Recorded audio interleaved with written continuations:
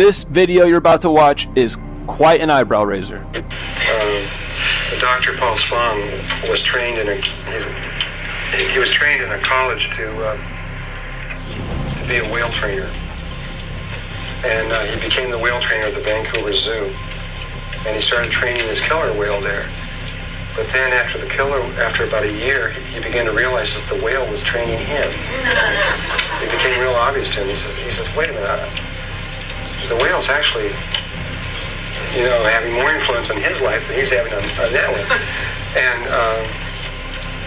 And the whale got him to tell him about all the whales that were being killed all over the world, and started to influence him to stop the whaling in the world. So what did he do? He started Greenpeace. He was the founder of Greenpeace. He got the 6 people together. It's one table, which I got to introduce with each one of these people, and got them to go out and start this movement. And he went out on the ships, and he'd been arrested like 100 times. He'd go out on these ships and just start shutting down everything. And they'd arrest him, trying to get him stopped. And they did. They eventually got stopped the whaling in I don't know how many countries. There's like lots and lots of countries that Greenpeace has stopped all of this on. And one day he came to me and he said, the whales told him, he says he believed that he was in direct communication with them telepathically, that he could just talk to them. He could tell them in his head to do any of the things that he wanted them to do in the water, and they would just do it. And he got to the place where he just knew that it was just like talking. And they told him that there was no such thing as an individual whale or an individual dolphin in the world, that they were really cells in a larger body of consciousness. And that communication occurred, that all there had to be, if there was a dolphin, there only needed to be another dolphin within a 1,000-mile radius. And that dolphin could communicate to the whole through that one. In other words, they did have a 1,000-mile limit in their communication. And this whale wanted to prove this to him. He says, I will prove to you that this is true. So he asked me if he could have my house. I had a house in 450 miles inland on this place called Kootenai Lake. And he says, can I borrow your house for the winter? So I gave it to him.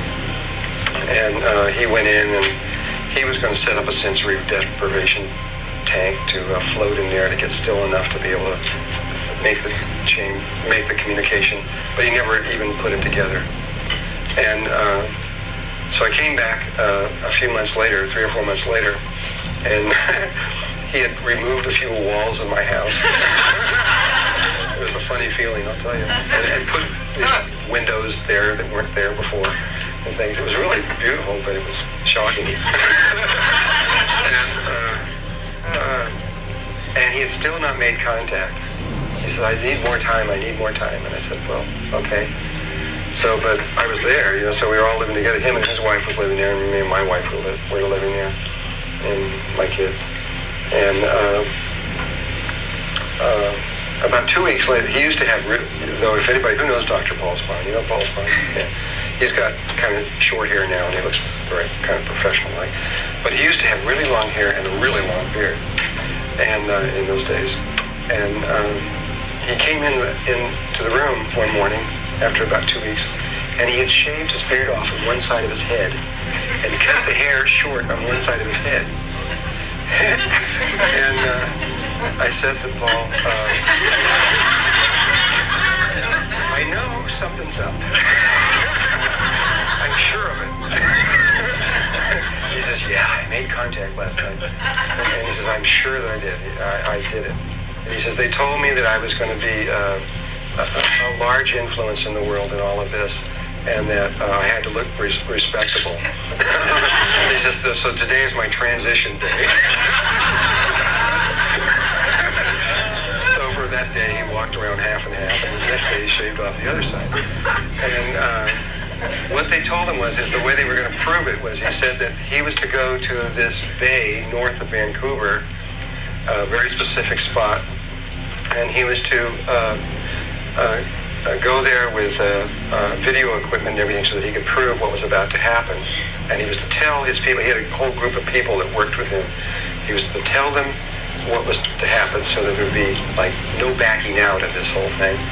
and that on a certain day, at a certain time, which I think it was 12 noon on a certain day, all the whales, of which there were about 100 of them, of a certain species, would come into this bay, would swim up to the shoreline, lift out of the water, and look him in the eyes.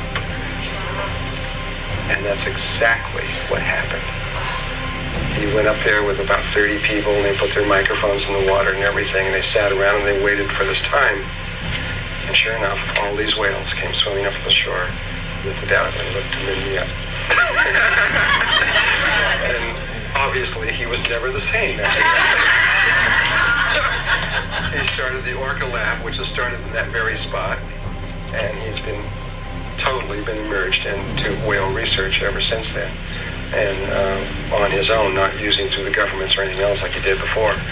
And he spends all his time, I taught him how to play the silver flute, and spends all his time out in canoes with him, playing flutes to them and communicating with them, that he's now learned how to do. And so the whales have an extraordinary level of awareness. We can't really talk about it because when later I'm going to try to tell you, when I talk about the electromagnetic spectrum and light and all these other kinds of things when we get into this.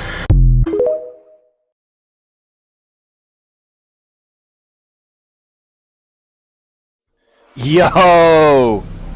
Did y'all know that it's 100% illegal to try to communicate with dolphins at your local nearby beach?